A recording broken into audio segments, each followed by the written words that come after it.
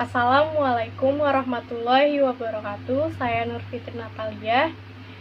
NPM saya 19340251638. Saya dari Prodi Manajemen akan menjawab pertanyaan mata kuliah pengantar akuntansi 2 pada minggu ini. Saya akan membaca penjelasannya terlebih dahulu. Setiap perusahaan membutuhkan ketersediaan dana yang memadai untuk tetap bisa menjalankan operasionalnya atau melakukan ekspansi bisnis. Dalam memperoleh dana, perusahaan pada umumnya memiliki beberapa sumber alternatif yang secara garis besar dikelompokkan menjadi dua jenis, yaitu melalui pembiayaan ekuitas atau equity financing dan pembiayaan hutang atau debt financing. Harry dalam buku Financial Ratio for Business 2016 menjelaskan bahwa yang dimaksud dengan pembiayaan ekuitas adalah pembiayaan dengan cara menerbitkan surat ekuitas, yaitu saham, untuk perusahaan jenis persero atau korporasi. Pembiayaan dilakukan dengan cara menjual saham kepada investor atau pemegang saham. Selanjutnya, bukti dari kepemilikan saham atas suatu perusahaan disebut dengan sekuritas ekuitas.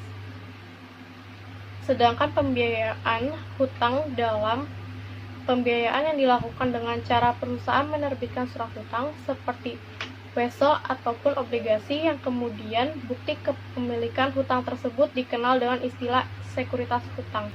Pertanyaannya, pertama, mana yang lebih menguntungkan bagi debitor atau perusahaan pembiayaan antara investasi hutang atau investasi ekuitas? Mengapa?